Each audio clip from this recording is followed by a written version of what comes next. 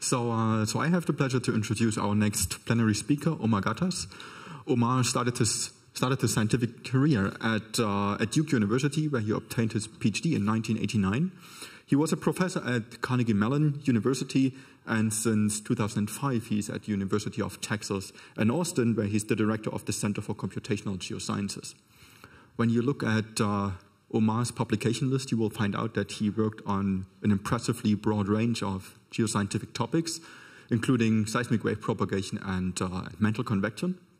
Today, he will speak about a completely different topic: big data, sparse information, Bayesian inference for large-scale models with applications to inverse modeling of Antarctic ice sheet dynamics. Thanks. Thank you, Andreas. Well, I'm in Switzerland, so I have to talk about ice sheets. The topic is familiar to the Swiss. And you've seen, of course, the effect of retreat of ice sheets. So it's a real pleasure to be back in Zurich and at ETH. I want to congratulate you all, Thomas and all of you, on the past program. You know, it's a very interesting program, funding research at the interface of computational science and HPC, driven by motivating science problems. We have something like this in the U.S. The U.S. Department of Energy supports the SIDAC program, which does something like this, as I said, but for specific mission-driven problems related to the Department of Energy mission. Unfortunately, our National Science Foundation doesn't have anything like this, and I think we're missing a big opportunity, and we would do well to follow the Swiss lead. This is being recorded, I think, isn't it? to be careful what I say. Okay, so what I want to talk to you today is about a very interesting and exciting area at the interface of data and models. And this is known variously as inverse problems or data assimilation or parameter estimation, but it all comes together through the framework of Bayesian inference. Now, Bayesian inference is not new. Bayes died 351 years ago. Last year was 250. Yeah, 1763 was the publication, the posthumous publication of his manuscript that proposed the Bayesian formulation. And, there have been many examples throughout history of the use of Bayesian inference. Just to use one example, Turing famously cracked the Enigma, the German Enigma code of the U-boats. And your spam filters run using Bayesian inference ideas. But the use of Bayesian inference in the context of large-scale models for solving inverse problems involving large-scale models, that has remained open ever since Albert Tarantola envisioned this idea in the 1980s. He was a pioneer well ahead of his time. The challenge is that the solution of the inverse problem, and I'll talk about this and put it into equations, the solution of an inverse problem is represented as a probability density in high dimensions. And so you have a surface in a million dimensions, and now you want to compute statistics on it.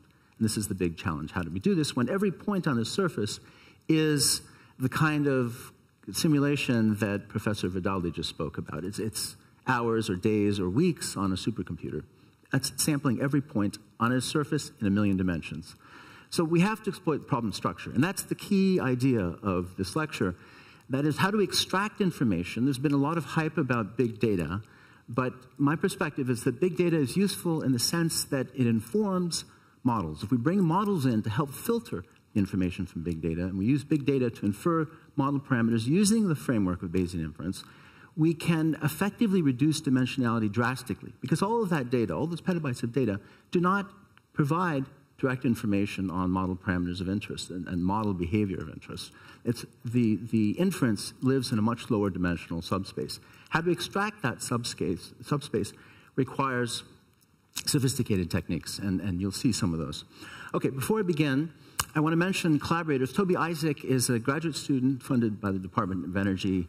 We have a graduate fellowship program that combines mathematics, computing, and applications, and he's been doing a terrific job at that. Noemi Petra has been doing a lot of the work on the inverse problem.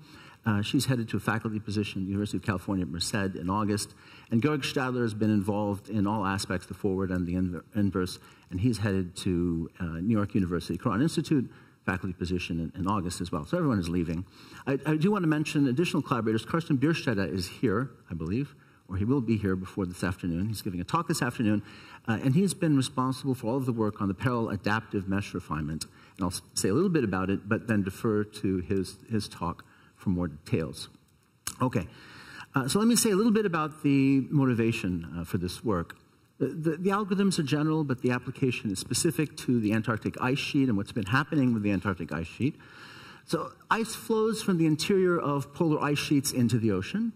You know, this is in the solid Earth dynamics session. Ice is a solid, but at timescales of interest, it behaves like a fluid. We model it as a viscous, creeping, incompressible fluid. So it flows. In fact, you know, we have something like 200 billion tons per year of contribution of ice to the oceans, and what has been observed in the last several decades is that the flow rate of outlet glaciers in Antarctica, and many of the outlet glaciers, particularly in West Antarctica, has been increasing in the last several decades. And the question is, why is this happening? Well, the current thinking is that this is due to intensification of polar winds that circle Antarctica. This has led to mixing in the oceans, increased mixing, which brings warmer water to the surface, which interacts with the ice shelves. So as the ice sheet flows off of the ocean onto off of land onto the ocean, it forms an ice shelf that interacts with the warming ocean. The ice shelves begin to thin. These ice shelves have a buttressing effect. They keep the ice flowing from land, and as they disintegrate, the land flows increase, as well as ocean interacts with the grounded portion. You'll see in a moment there's a cross-section I show you through Antarctica, which shows that most of West Antarctica is actually below sea level, which means that once the ocean water can get underneath the ice sheet, it can lubricate it and essentially flow downhill. And then as the glacier starts to retreat, as the ice sheet starts to retreat, if there's no topography which impedes the ice sheet from retreating, this can lead to acceleration of the retreat, as has been seen. So a conservative estimate of 0.5 meter of sea level rise by 2070, now this is now considered a conservative estimate by 2070, this now is thought to jeopardize 136 of the largest port cities in the world, with 150 million inhabitants and $35 trillion in assets. So it's clear we need to develop predictive models, but because of all the uncertainties in these models, we have to undertake a campaign of quantitatively estimating those uncertainties and their impact on future sea level. Okay. So to continue this motivation, there's recent evidence that suggests that sea level rose abruptly at the end of the last interglacial period. So just before the last ice age, about 118,000 years ago, we have evidence now that sea level rose between 5 and 6 meters. And that's over a period of perhaps 1,000 years or even shorter. You know, the fossilized coral is found at these elevations, and it's dated, and the accuracy of the dating is to within 1,000 years or so. But around this time, we see 5 to 6 meters over the sea level during the interglacial period, which itself was 3 to 4 meters higher than it is today. Okay, so it's about 9 meters higher than today in this short period. Now, what can account for this? Well, there's only one thing, and that is a collapse of a polar ice sheet. Could have been West Antarctica or one of the other portions of Greenland or Antarctica, but collapse of a polar ice sheet leading to this massive increase in sea level over a relatively short period of time. Okay, so that's the history. Now, it happened in the past. It can happen again in the future. On top of it, we have the CO2 emissions that could accelerate this process. In fact, a recent paper, this in fact has just appeared last week, and you may have seen the press coverage on this, but this group, led by Eric Regnault, argued that we have begun already a period of collapse of a portion of the West Antarctic ice sheet, in particular this Amundsen Sea embayment. And this work is based primarily on observations with some simple models involved. But essentially they say that there's significant retreat now in a number of these glaciers in this Amundsen Sea abatement, and we are actually at the beginning of another phase of collapse of an ice sheet, which may last 1,000 years. With 1,000 years, then civilization presumably will accommodate. Houston will be moved inland, Miami, New York City, and so on. But if it's over 100 years, what happens to the huge population of Bangladesh? It's not clear. Okay, so let me show you just a video just so we fix ideas and what we mean by flow. These are observations. This is from NASA. This is based on synthetic aperture radar. These are satellite observations that are animated. And what you see here are ice streams. So you can think of a mountain stream. And this is just ice now flowing down. This is West Antarctica over here. This is this region, the MCMC embayment, which has seen considerable acceleration of flow and thinning. You see these ice divides, which, again, just like in the mountains with streams, regions with ice is flowing very slowly. The warm colors, the red here that you see, these are regions of very fast flow, several kilometers per year flow. And next to them are regions that are much slower, meters per year, for example. You have these very large contrasts in flows. And again, trying to understand what is causing that, what is leading to the low resistance to flow in those regions, the boundary condition, and you'll see, in fact, that will be the target of the inverse problems. We cannot directly observe the boundary condition underneath, but we can infer it from these satellite observations. Okay, I'll skip that video in the interest of time. So just a quote from the fourth assessment, the Intergovernmental Panel on Climate Change fourth assessment report in 2007. Dynamical processes related to ice flow not included in current models but suggested by recent observations could increase the vulnerability of ice sheets to warming, increasing future sea level rise. Understanding these processes is limited to no consensus on their magnitude. And in particular here, the uncertainty in the projections of the land ice contributions is dominated by the uncertainties in the land ice models themselves rather than in the rest of the climate system, the temperature predictions. So the considerable uncertainty is the land ice model. And I just want to point out that the most significant uncertainty is what's happening at the base of the ice sheet. Several kilometers thick of ice, and we don't know exactly the boundary conditions. Is the ice frozen to the rock, as it will be in some cases? Is it sliding freely, as it will be when we have the fluids underneath lubricating the ice? We know we have that in many regions. Or is it somewhere in between? We don't know that. And what you're seeing here is an image of the elevation. This is based on radar, essentially, ground-penetrating radar, ice-penetrating radar. And these are surface flow observations. So we can use, this is the inverse problem, we take the surface ice flow information, the velocities on the surface, and we try to go backward through the model. You haven't seen the model yet, but it's a viscous creeping flow model. And we try to invert for the boundary condition. So we have lots of data, an entire field of data, but we're inverting for a high-dimensional boundary condition because it can vary from grid point to grid point. Okay, so let's talk a little bit about the forward problem. I'm going to spend just a little bit about the forward problem, then we get to the inverse problem, and then finally we talk about the inverse problem in the Bayesian context with uncertainty. The forward models, why is that quote from the IPCC saying that there's so much complexity and difficulty in the forward problems? Well, very strong nonlinearities in the rheology. We have complex geometry. You can see here this is a cross-section through West and East Antarctica. And as I said earlier, much of West Antarctica is below sea level. This is sea level up here. You can see much is below sea level, which means that when seawater gets underneath the ice sheet, it essentially flows downhill towards the interior of the continent. But you see complex geometry. The high aspect ratio is a big challenge. Several kilometers thick, but several thousand kilometers in extent. So aspect ratios of 3 orders of magnitude. And that causes difficulty in solving the equations, wide range of length and time scales. But of course, the biggest challenge is the uncertainties in the boundary conditions at the base, and to a lesser extent, the topography, the biological parameters, the geothermal heat flux. We've inverted for these as well, but I really want to focus on just this first one today. The good news is we have lots of observations.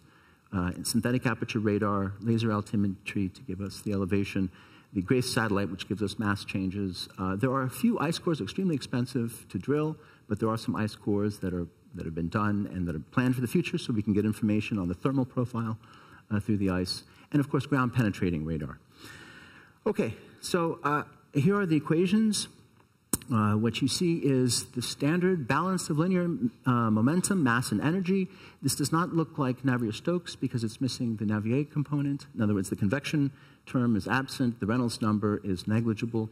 So we just have a Stokes equation. What's made up for the benefit we get from avoiding, not the benefit, but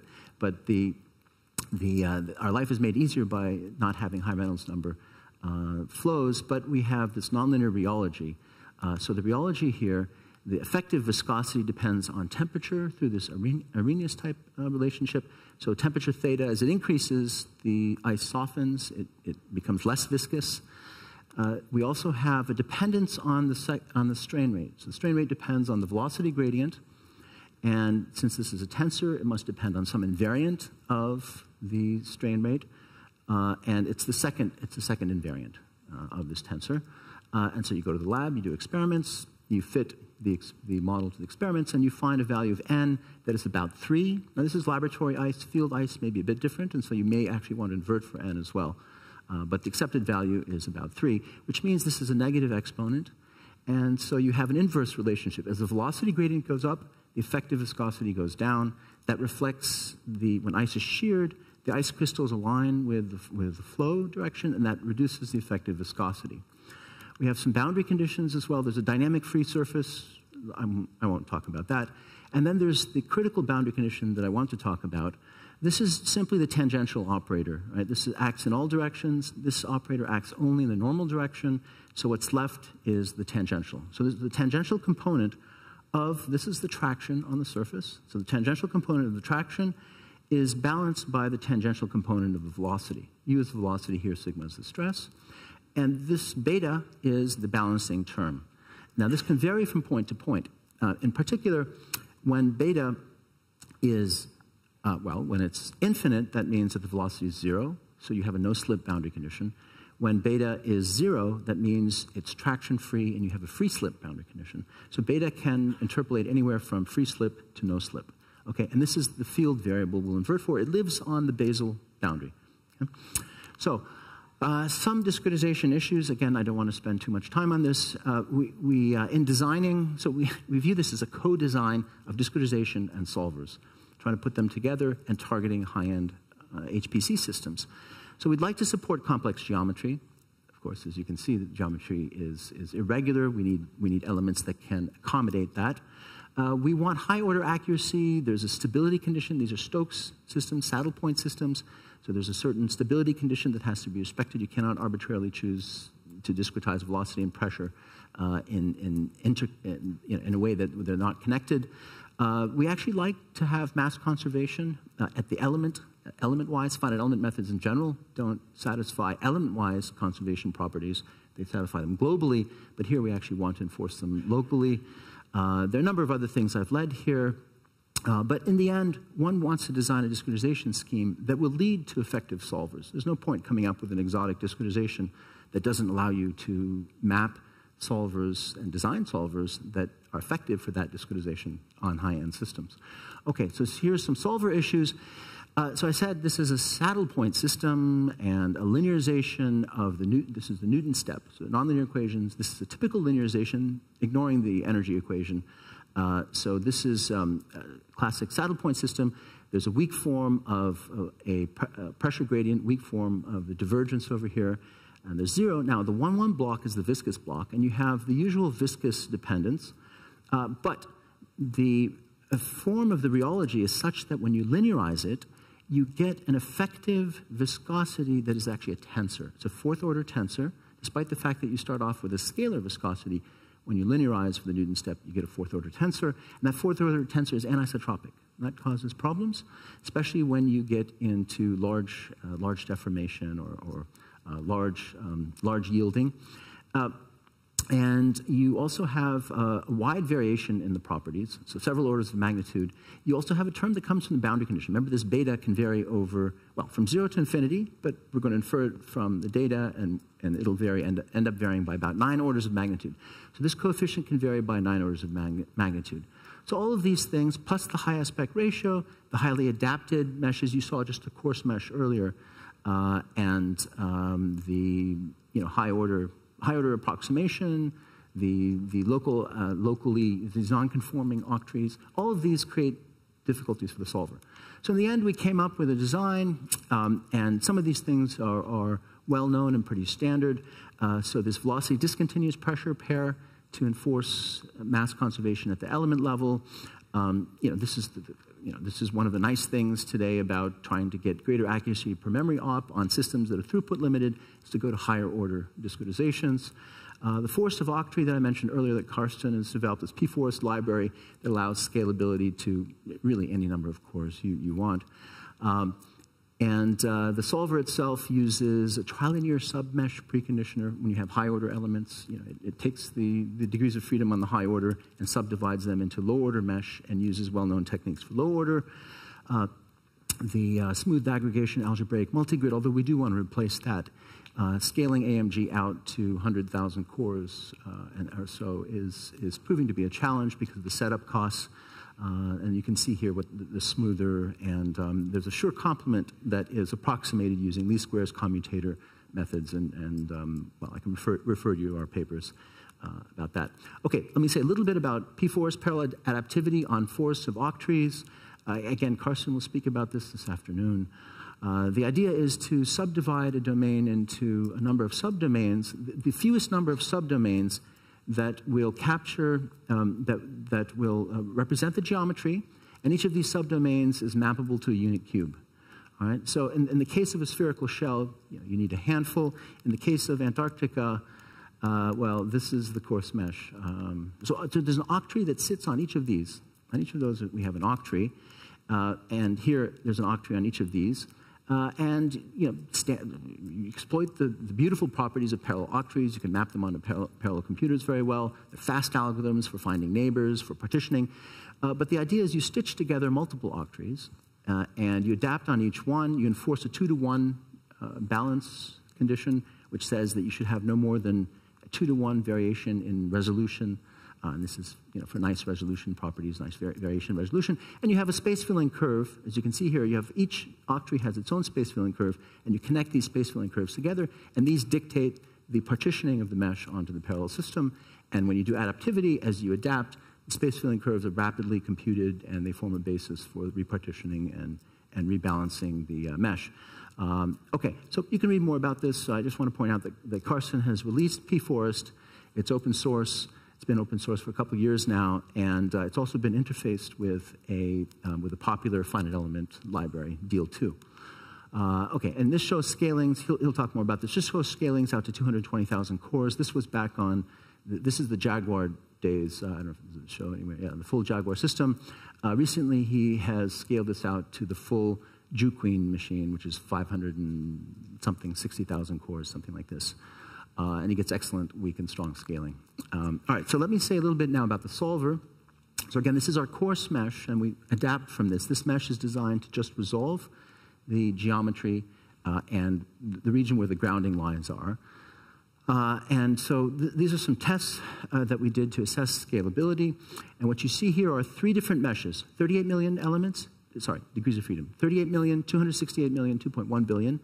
So you can infer from this table weak scaling by going from, for example, 1,000 cores for the 38 million problem to 8,000 cores on 8 times as many degrees of freedom to 64K cores with, again, 8 more times number of degrees of freedom. So that's weak scaling is going from block to block. Strong scaling is if you fix on one block and you simply look at increasing number of cores, fixed problem size, and you can see what happens. The first thing to notice is that the algorithm scales beautifully. You can't just look at parallel scalability. It's a product of algorithmic scalability and the parallel implementation together to give you overall scalability, right? So the number of Newton iterations is independent of the mesh size. Well, it's a full Newton method, and we hope to get that. That's why we did Newton in the first place, despite all the difficulties with that linearization, the 4th order anisotropic tensor viscosity. So this is essentially independent of the problem size. Number of Krylov iterations has very weak dependence on the problem size, about a factor of 2 increase over a factor of 64 increase in problem size. And the parallel solver time up to about, let's say, 16,000 cores seems to scale pretty well. Once you get up to 64,000 cores, this is now, again, the weak scaling, 1,000 to 8,000, 64,000. You're down at 38% parallel efficiency, and this is largely due to the algebraic multigrid preconditioner for the 1-1 block, the viscous block. It has actually very large setup costs, and the solver time There's too much global communication. Just as a comparison, this is just a Poisson solver. It's the same algebraic multigrid for solving Poisson equations. So without the anisotropy, without the huge 9 orders of magnitude variation in the coefficient, without any of these challenges, this is just solving the Poisson equation with the same discretization, cubic, this is for velocity, cubic. And you see many fewer Krylov iterations compared to this. It's just a much easier equation to solve. So one has to take these number of iterations in context. This is the same smoother, same preconditioner as the 1-1 block, but you have many more number of Krylov iterations. So we're moving now away from algebraic multigrid to geometric multigrid. And we have this family of meshes, right, from the adaptivity. So, of course, why not use this as a basis for adaptivity? And the idea is that, well, AMG is beautiful when you have unstructured meshes, but at the large core counts, it hurts you. It has a nice feature, though, is that it captures the heterogeneities and the anisotropies, which geometric multigrid doesn't necessarily do. So on the other hand, geometric multigrid has demonstrated excellent scaling, and the question is, how do you do it for unstructured meshes? Well, we don't have truly unstructured meshes here. We have a hierarchy of meshes using these Forest-Vaucry adaptivity ideas. And so the idea is a hybrid AMG-GMG, where the coarse mesh that just resolves the geometry, that we solve, the coarse grid solver then becomes algebraic multigrid, and that takes care of that. And then geometric multigrid is used for all of the depth, the levels below that. Okay, so when you do that, and this is exactly what I just said there. In fact, this is for solving a Poisson equation, but on the Antarctica geometry with the different resolution, the different elements of different resolution, with about 400,000 elements per core. This is weak scaling, so out to 262,000 cores. You see, from 8 to 262,000 cores, you see, a very weak increase, maybe less than a doubling of runtime. Most of the time is in the smoother, the grid transfer operations. The coarse grid solver is very small because you've taken algebraic multigrid now and you've pushed it up to the coarsest level. And so there's no more problem with the setup costs of AMG and the big communication. And yet it's still effective at resolving the heterogeneities and anisotropies, provided that they're apparent on the coarse grid. The setup costs do start to pick up a bit, when you get up to 260,000 cores. So this is where we're going. This is now, the challenge is, when you're using these discontinuous pressure approximations, how to precondition the 2-2 block. And that's something we're working on now. But for the 1-1 block, this is essentially what we've gone to. Okay, so now let's talk about the inverse problem. So here's the inverse problem. What we're trying to do is to match the predicted surface velocity. So use velocity. Beta is the inversion parameter. So red is always going to be the field that we're inverting for. Blue is the forward variable. That's the variable that comes from the forward model. That's U. And we're trying to fit this to the observation. So we're minimizing, in this case, just the least squares, L2 norm here. Beta is an observation operator which extracts from U the surface velocity. So fit the surface velocities to observed satellite surface velocities. There's a regularization term here where this is the gradient along the basal boundary. And the method of choice is Newton's method for solving an optimization problem, which says that you have a Hessian search direction is minus the gradient. And then you simply update using a line search. You update with here the search direction beta, updates beta, and you get the new beta. Okay, so now how do you get the critical question? How do you get the gradient, and how do you get the Hessian?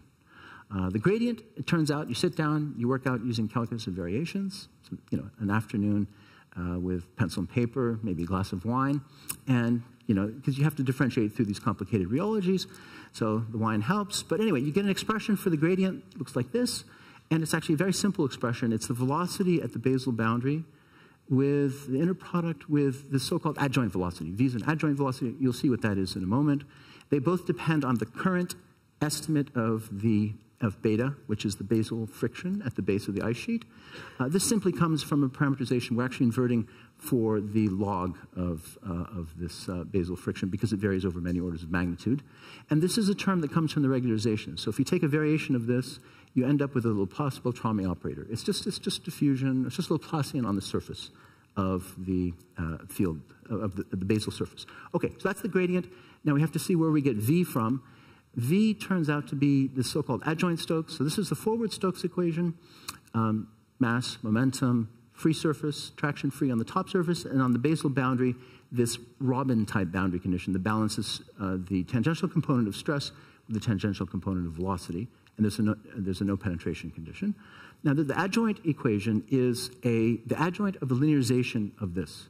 If you linearize this, it turns out that's also a self-adjoint operator. So, in fact, this has the same form as the Newton step here. The Newton step on the forward problem has the same form as the adjoint equation, and what you see here is this equation looks the same as this one, just in terms of the adjoint velocity v. We have the conservation of momentum equation, divergence of the adjoint stress. But the adjoint stress has this is the fourth order anisotropy I was talking about, the fourth order tensor. There's a component that is the usual isotropic part, but then there's an anisotropic part that acts only in the direction of these strain rate tensors. Okay, so this is this complication that arises when you linearize, but if you want to get the correct gradient, you have to do this. You have no choice. This is what gives you the correct gradient. Okay, now that was the gradient. Remember, that's the right-hand side of the Newton step. Now what about the Hessian? Turns out the Hessian is, and you can't compute the Hessian. You cannot compute it explicitly. Every column of the Hessian requires a forward model solve. And when you have, so every column, meaning for every parameter you have, and we have 1 million parameters representing the basal friction field, this beta. So we can't construct the Hessian. However, if we use conjugate gradients to solve the system, we don't need the Hessian by itself. We need its action in a direction. Okay, we need h times beta tilde, and that can be computed as follows. This is actually it right here. This is the Hessian acting on beta tilde. You can see this looks something like the gradient expression. There are a lot of different colors here. There's the forward velocity, there's the adjoint velocity, and there are two new velocities, the magenta u hat and the orange v hat. The u hat variable comes from a so-called incremental forward equation, sometimes called a second order. It's not really an adjoint, but a second order forward variable. And this, again, looks just like the adjoint equation. In fact, it's the same thing, just a different right-hand side. So once you know how to solve the adjoint equation, then you know how to solve this second order forward equation. And then you also, to get the orange one, this is incremental adjoint or linearized adjoint equation. And again, the left-hand side is nasty, but the right-hand side? The left-hand side is just the same operator you saw earlier. So all of these operators show up when you get these gradients. Of course, if you're using a black box community code, then it's hopeless. You're not going to have access to these things unless they were built into the community code. But if you're writing everything from scratch, you can build in these solvers, these adjoint solvers, these second-order adjoint solvers, and they're simply using the same data structures, the same preconditions, the same discretization, the same solvers that you use for the forward problem. So that's the advantage of doing things yourself. The disadvantage is it takes 5 years. Okay. Anyway, so how does this all scale? This is algorithmic scalability. So what I'm trying to argue is the scalability of the forward problem, you can look at that independently. And then when you come to the inverse problem, you're going to be solving the forward problem many times. And so now you're faced with having to show that the number of times you solve the forward problem is independent of all the things you'd like. The parameter dimension, the state dimension, and even the data dimension. Okay? And then we don't have to talk about the scalability of the forward problem because we've already established that. So now the inverse problem, what you see here is the number of state degrees of freedom increasing, number of p parameter degrees of freedom increasing to 1.5 million. And what you see is the number of Newton iterations is constant, number of conjugate gradient iterations is constant. The average number of CG iterations is essentially independent of both of these. Now, there's also, as I refine the mesh, remember, where are the observations? The observations are surface satellite observations. And so as I refine the mesh, I resolve those further and further. So effectively, these numbers are independent of the data dimension. The data inform the parameters, but up to a point. As you keep refining the surface image of observed velocity, you don't learn any new information about the parameters because you're mapping through the solution of the ice flow equations. So nonlinear elliptic equation, and the surface velocities will not inform all of the degrees of freedom of the discretization of the base. Okay, so so now let's look at some first synthetic inversions for beta. And by synthetic, what I mean here is we postulate this basal friction, this beta. Okay? So we come up with a field that we think is reasonable, and then we solve the forward ice sheet model, and we get the surface velocities. Surface velocity, we add noise to it, we throw this away.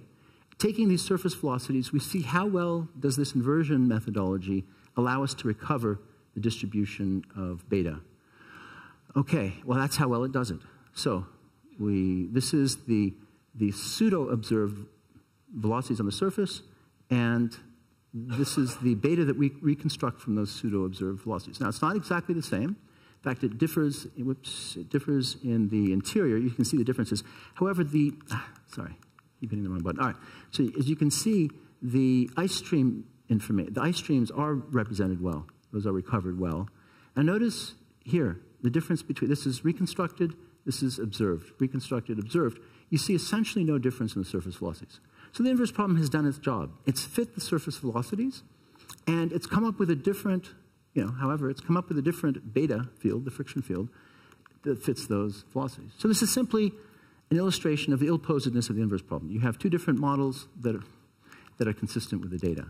All right, and this is why we need regularization. But the good news is that these important ice stream regions are captured consistently. Okay, now let's move to having some kind of confidence to proceed. We now move to real data, and this is data that's based on satellites, 900 satellite tracks, 3,000 orbits from 2007 to 2009. And here's what you get. These are the surface observations, the surface velocity, and this is what we invert for. Now, we have nothing to compare it to. We don't know what the correct basal friction is. I mean, it's an effective parameter anyway. There's no physical parameter. There's complex dynamics happening at the base of the ice sheet. It's an effective parameter. But what we see is regions of reduced resistance to sliding extending deep into the interior of Antarctica, just about everywhere, okay, along the coast, extending deep into the interior. Now, what we can do is we can take this beta that we invert for and solve the forward problem and recover or reconstruct the surface velocities. So this model that we've inferred, what does it tell us about the surface velocity? Well, that's what we get.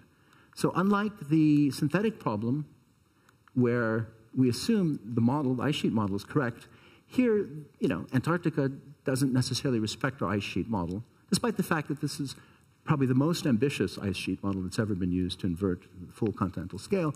The full Stokes model is considered the gold standard of ice sheet models, fully three-dimensional, non-hydrostatic, has all the complex rheology. Still, it doesn't recover these surface velocities. And, but again, it's the ice flow regions that are matched quite well. And it's the interior where we don't have much, where we are off by, but we're not off by much. I mean, this is a meter. The observed is slower ice flow, 1 meter per year, and we're getting 10 meters per year of flow velocity. Here's another perspective from the west, and you can again see these ice sheets are matched very well, but the interior is not so well. This tells you something about, these are the errors in the satellite observations, and you can see they are in the order of a few meters to perhaps 15 or 20 meters per year.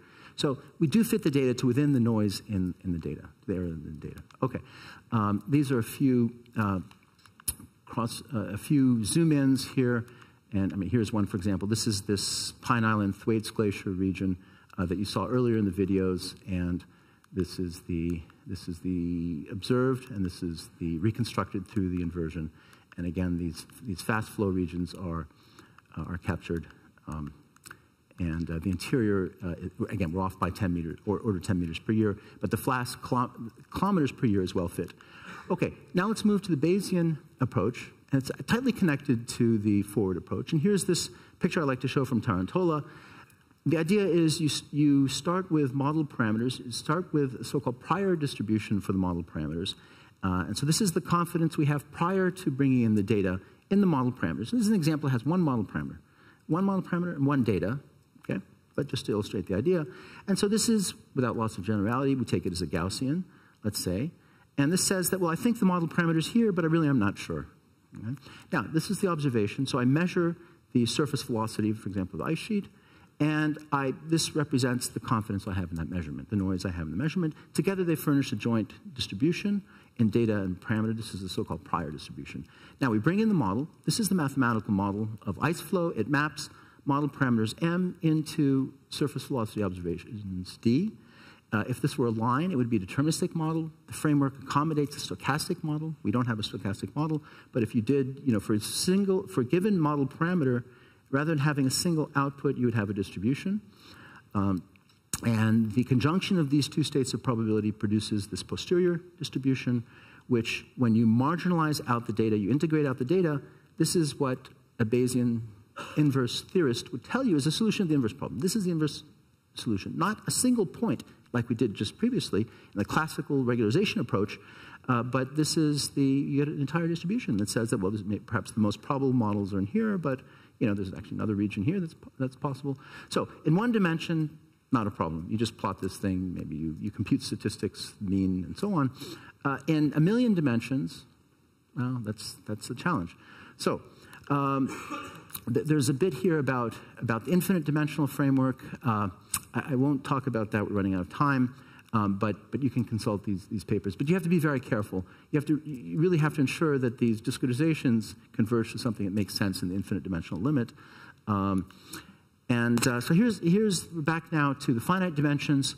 And so this probability distribution here, this one, in the case when the prior is Gaussian, when the noise in the data is Gaussian, and when the noise in the model is Gaussian, the posterior need not be Gaussian. In fact, that's exactly the example here, because of the nonlinearity in the parameter to observable map, all right, the forward model. But in those cases, the posterior looks like this in the Gaussian case. Now, it's still nonlinear because f of m, which is the mapping from model parameters, the friction at the base, the beta, to f of m, which is the surface velocity. So f of m involves solving those viscous, creeping, incompressible non-Newtonian flow model. So what this says is the probability, the posterior probability of the model parameters depends on how well you fit the data, but taking into account the confidence you have in the data, so that's the covariant noise covariance, and how well any particular model comes, how well it agrees with the prior notion of the model parameter, but again, mediated by the confidence we have in the prior model through the prior noise covariance. Okay, so we have this posterior. It's a surface in as many dimensions as you have model parameters, a million dimensions, let's say. How do we explore this distribution, given that every point on the surface requires evaluation of this forward ice flow model? Well, the Markov chain Monte Carlo method, which emerged over the last 5 or so decades, has become the method of choice.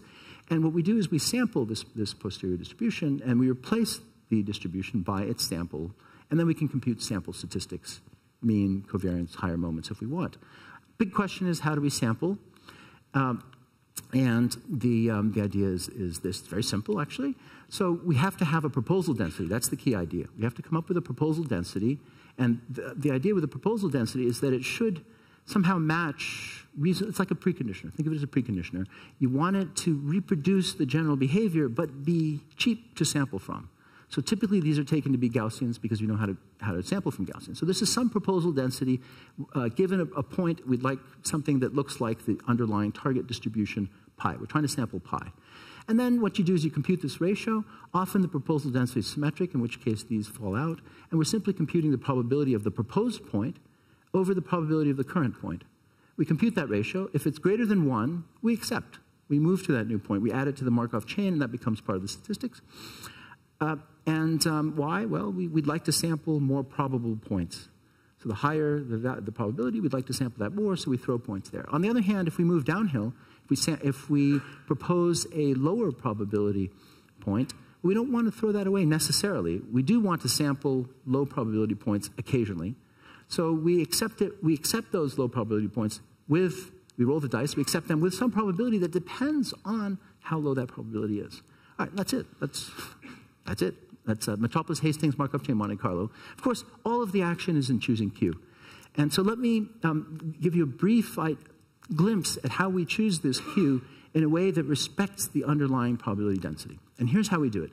Now, first, we'll contrast with a conventional, vanilla Markov chain Monte Carlo method, which is a Gaussian random walk. Gaussian random walk I'm at a point here. Suppose I'm trying to sample this banana function, okay? And you can see here the contours of the probability density function are in gray. The blue is my proposal. So I choose a proposal that's isotropic. Why? Because, well, if you don't know anything about the underlying distribution, then you have no better choice to make. And then you draw a sample from this, and chances are that the point that you sample will have very low probability relative to these gray lines, these gray contours, and you end up throwing it away. So now you've wasted 24 hours on, 12,000 cores or whatever it is, and then you may have to do this millions of times. This is just in 2 dimensions. In high dimensions, you can do millions of samples and get nowhere. All right? So that's why no one does Bayesian inference at very large scale. That's the real reason. All right. But then the idea is you go back, and we've just gone through the classical form of regularization-based inference, and we've seen how important the Hessian is. It plays an important role in capturing curvature. And in fact, if you look, we're running out of time. Let me just show you the picture. All right, so here's what happens when you choose a Gaussian that is based on the Hessian. Right? So its covariance function is the inverse of the Hessian. The Hessian is the inverse of the covariance. And now what you've done is you've captured the curvature of this underlying probability density. And what you have is a proposal that looks, at least locally, like the underlying curves. So if I sample a point from here, chances are it will match the underlying curves much better. And here's what happens in practice. These are hundreds of thousands of samples, 250,000 samples. This is a simple problem with 65 parameters. So 65 dimensions, 250,000. These are conventional Markov chain. The black and the blue are conventional Markov chain Monte Carlo methods. The vertical axis is a measure of convergence. And they're really getting nowhere after 250,000 samples. And this is the so-called stochastic Newton method because it makes a local Gaussian approximation based on the Hessian. So it does similar to what Newton's method does, and then it draws a sample. So that's the stochastic part. So stochastic Newton's method, it's the red line here. I mean, you can't even see it, right? It's this axis here. And with a few hundred samples, according to this metric of convergence, it's converged. Okay, so it's very fast, but there's a catch. These don't require Hessians. They're black box. This requires Hessians. Remember you saw earlier that the Hessian vector product requires solving 2 additional Stokes equations. So every one of these samples is 2 PDE solves. All right? And this is the big issue. But not only that, in these expressions, you need the determinant of the square root of the Hessian. How are you going to get that? You can't even form H. I told you forming H, the action on a vector, is 2 Stokes solves. But now we need the determinant of the square root. Well, here's the trick. We recognize that the Hessian is made up of 2 pieces, one that comes from the regularization, one that comes from the data. And the data part, this behaves like a compact operator. It's a compact operator. Its eigenvalues collapse, sometimes algebraically, sometimes even exponentially. This is a problem with both 400,000 and 1.2 million parameters, and the curves lie on top of each other. And this is just the first 4,000 modes. So this is Antarctica. So if you have to go out, so basically what we're saying is we have what? 8 orders of magnitude reduction in principal eigenvalues in the first 4,000 modes, and the remaining 996,000 or something modes have no information. The data does not give you information. It is not informing the parameter dimensions 4,001 through 1.2 million. It's providing information in the first 4,000, and the rest comes from the prior. The prior does not require the forward ice sheet model. So the trick then is to make a low-rank approximation of this guy, and that's what all this business is over here. And then you can use a Sherman-Morrison formula to invert the whole thing. You do need to do solves with the prior. The prior here is a differential operator. In fact, it's just that Laplace-Beltrami. It's Laplace on the base of the ice sheet. All right, so that's the idea. Now, how do you make a low-rank approximation if you cannot form this operator? This is the forward solve, and this is the adjoint solve. I said you can't form the Hessian. You can only form its action on a vector. Well, thankfully, we have randomized SVD, and it's a beautiful algorithm. I'll let you look into that if you haven't seen it already. But it requires only matrix vector products, and it extracts this dominant spectrum in order 4,000 matrix vector products. So at the cost of 4,000 matrix vector products, 2 Stokes solves per each one. So 8,000 Stokes solves, we get all the dominant information. Okay, so let me just go to some final results, and then I'll stop. These are samples from the prior. These are samples from the posterior. Okay, these are samples. So these, based on this idea of using low-rank approximation of the Hessian in conjunction with a Gaussian as a proposal. And what you see is Here, let me show you over here. So this is the mean. This is a sample. So sample 1, sample 2, sample 3, sample 4. What you're seeing is there considerable variability in the interior that reflects the uncertainty in the recovery of the parameters in the interior, but you get much lower variability in the fast flow ice stream areas, which tells us, which gives us some confidence that those are being resolved well. We have not done yet, we could compute a complete variance plot that shows you what's happening on the surface. As a variance for each grid point, each beta parameter, we can show you the variance. Okay, and then finally, this shows you independence of the parameter dimension, but also the data dimension, because as we refine the parameter mesh, we're also refining the data mesh.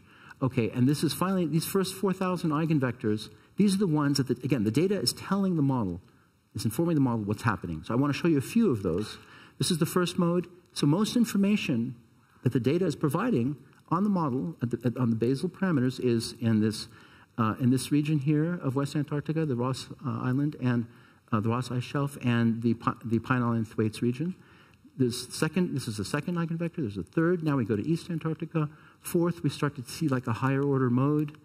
Here, this is now 7, 8, 9, 10. Now we go to 100. You can start to see these more oscillations. Now, smaller length scale information is being inferred by the data. There's less information, less confidence in that information, but there's sufficient information in the data because we're still within the 4,000, 200, 500, 1,000, and then finally there's 4,000. So at this point, we decide that that's all the information the data has. The rest is from the prior. Okay, so we're done. It's lunchtime, so I'll just leave these up here. I think the talk will be online, so we'll stop here in interest of getting us to lunch. Thank you.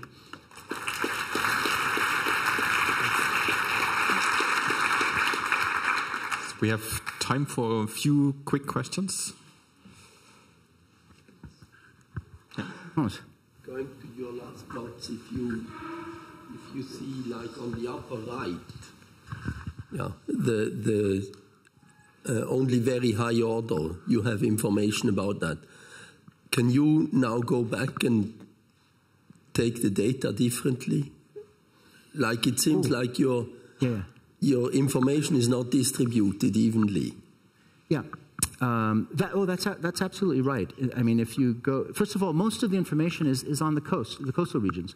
We have very little information in the interior. It's only this mild variation. So what seems to tell us is regions where the velocity gradient is largest, they provide the most information on the boundary condition. Seems not just the fast flow regions, but their ice streams, the margins of the ice streams. There's fast flow next to slow flow, and that's what's giving us the dominant information. Now, once we start to get down to in this region here, then we start to see more action everywhere on the boundary. But here's an interesting. I think you're asking the following question, which is actually very interesting, and that says, this is some representation of the uncertainty. This is a representation of the uncertainty in the solution. Now, when you plan the next set of experiments, can you take this uncertainty and say, where do we do the next experiments in order to reduce the uncertainty in the parameters? This is this field of optimal experimental design. And once you have all this framework, you have an optimization problem on the outside. Where do I put my next ice core, which will cost millions of dollars to drill, in a way that leads to the greatest reduction of uncertainty in the solution of the Bayesian inverse problem. So not only do you have this sampling, now you have an optimization problem around the stochastic optimization, but at this massive scale on thousands of processors. As yet, no one has done calculations of this size, but that's exactly where we're going, where we have to go. Thank you for asking that. Yep. Hi. So how sensitive are your results with the prior you use, which is based on this gradient beta square? Do you try to explore other regularization techniques like entropy-based or? Yeah. So, okay, good question. I didn't say much about the regularization. Let me show you. Okay, so this is the regularization. We're penalizing the gradient, basically.